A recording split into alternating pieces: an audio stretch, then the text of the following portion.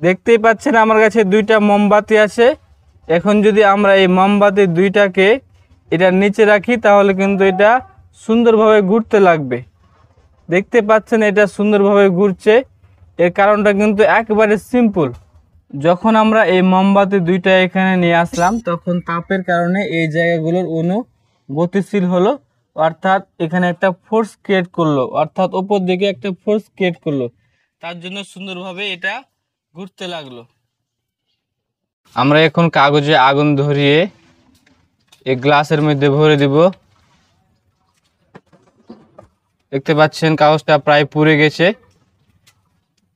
এখন আমরা এই বেলুনটা এর ভিতরে এর উপরে এভাবে রেখে দিব।